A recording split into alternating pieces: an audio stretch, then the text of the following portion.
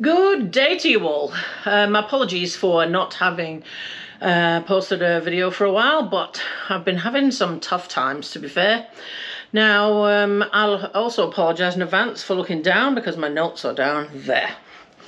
So, what have I been up to? Well, to begin with, if you follow the blog, you will have seen the two media articles that I had, both in the Southland Times, and it took me a wee while and a bit of effort to get one of them into the media. The first one was, the second one, much better, and I actually, as a result of those, got a reply from one of the chief executives at ACC. Now, ACC in both of those articles, which I will link in this video if you haven't seen them, both of those articles, ACC have got different approaches, and the approach evolves over the course of the time, which is just a bit weird, and all of it is nonsense. Anyway, so what has been happening? Well, I got a reply from an email I sent to the person that responded on behalf of ACC, and there's a meeting set up for next week with one of the other chief executives who is responsible for housing.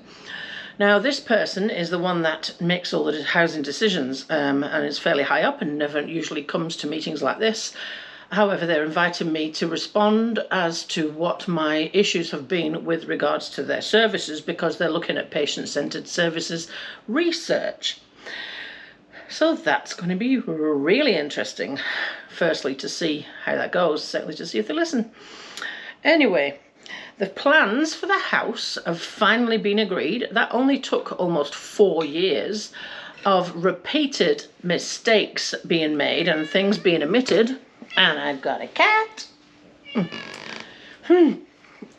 With repeated mistakes, things being omitted, walls being put in the wrong places and stuff like that. Eventually we have got the plans correct. So any of the responses from ACC in the media were rubbish, because they said I was constantly arguing about the plans. I wasn't arguing, I was questioning their accuracy. That's what I was doing. So they have been done, and well, I haven't been walking. That's my main issue. I haven't been walking since the 15th of May.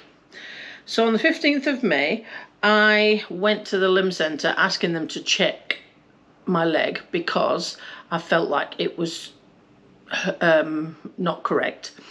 They told me that I had actually grown in volume, so my strength work is paying off, and I needed a new socket. So I was cast on the socket on the 30th of May. Then I had to wait 5 weeks for that socket to be made because the 3D printer broke down. And because we're in little old New Zealand, there's not too many options for alternatives. So we just had to wait for that printer to be fixed. Then I get the socket back on the 3rd of July. So we've already gone from the 15th of May to the 3rd of July when I've not been able to walk. And when I get the socket back, it seems okay in that little room. I take it away, but when I notice that when I'm walking further distances, it actually starts to give me some problems with friction. So I contacted them, said, what should I do? And he said, oh, you should come back. But sorry, I'm on holiday I'm on the school holidays. So I've had to wait 3 weeks for the appointment follow-up to go back and get that fixed or adjusted. So we are now waiting. The appointment is on Wednesday this week, and it is now the 22nd of July, and I have not been able to walk since the 15th of May. So yeah, that is 2 whole months. Yes, I've not been able to walk, at least. So that's been frustrating, to say the least, mentally as well as physically. So it's official. I've been cycling instead, and I can actually cycle better than I can walk right now, which is just ironic. However, and there we go. So another thing that happened, permanent injury assessment. Well, I was warned that the permanent injury assessment assessor was a little bit... The thing is, ACC have streamlined all of their services and contractors and gotten rid of a load, so I don't actually have any patient choice anymore. There's only one assessor that does the permanent injury assessments, and that's the only one I can go to. It's not the one I would have chosen. The one I would have chosen last time is no longer available to be chosen for ACC. So that assessment gets done, and it is just idiotic. When I chased the report, I'm glad I was warned about him, because it's just idiotic. I have miraculously become less disabled in the year since the last assessment that was done. My arteries have miraculously fixed themselves, even though they're absent. And my name has changed to Wendy. Yeah, you heard me. The wrong name was used on that report. Now, what the fuck? So yes, appeal number 9. Now, we've got to wait for a hearing. ACC's got to respond, and then if we don't agree with their response, then it goes to appeal, and then the Independent Complaints Commission get involved again. I've done this 8 times already. I cannot wait to see what ACC's defence is on this one. Surely it has to be thrown out, surely. But you know what? Nothing would surprise me. The reason I asked to have that done, because I've got a number of other injury-related symptoms that have since been covered because of the other 8 appeals that I did, that I have not been paid out for. And still we have to fight for every little fucking thing. Yeah, there we go. Year end. Now, this is a headache because I'm self-employed, and that means that this is another crazy system. What happens when you're self-employed and you're on ACC weekly compensation? Well, what they do is at the beginning of the year, they have a guess what they think you're going to earn. And they reckon I would be earning between 20 and 30 grand on 6 hours a week. I'd love to see how the hell you do that. So they make their assessment based on what, I've no idea. And then that's how much they deduct off of you, because they believe you're going to earn that much. And you've got nothing, there's nothing you can do about this. So that figure has been deducted off me all year, despite the fact I'm not actually earning that. Then at the end of the year, they look at your tax return and decide whether they owe you any back or not. Well, of course they bloody do.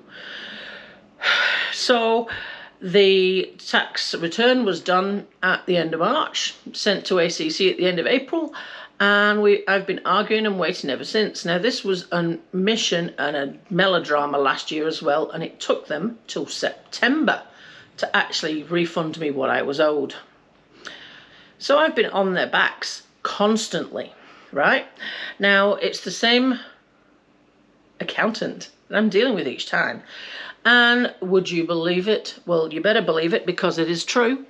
ACC are holding any refunds because they're arguing about a bill for $11 in January. Yeah, a bill for $11. That's what's holding it up. They want to know why I coded it how I did. And they want this report and that report and this ledger and that ledger and blah, blah, blah, blah, blah. Well, you know what? They did this last year as well. And it cost me thousands in accountants' fees to get this information for them. Oh, and they don't pay for that. Yeah, they don't. You've got to pay for it yourself.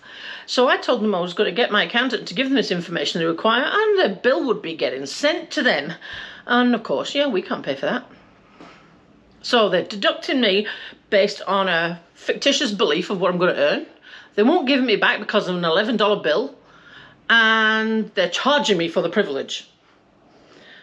Yeah, this is the shit I have to deal with. So that means, in the meanwhile, whilst we argue about this, I am still being deducted that same amount I was being deducted all of last year. And it will continue till we settle this, and then around the merry-go-round we go next year. So it's hardly any surprise, therefore, that I've really been mentally struggling lately, because it's been a really big challenge to deal with all this nonsense. At the year end, every year I know it's coming. And added to that, I've got a cat. Added to that, I have not been able to walk for the last 2 months. So I've actually suspended my swim membership completely, and I am just focusing on biking at the moment until we get all of the legs and things sorted out, because until the leg is sorted out, I can't wear the fin either, and I'm really struggling with motivation. So I'm just going to focus on one thing, and that is the cycling. Now, actually, it's been going quite well. I've been peeled everything right back to just 2 sessions a week, park run and 1 bike ride.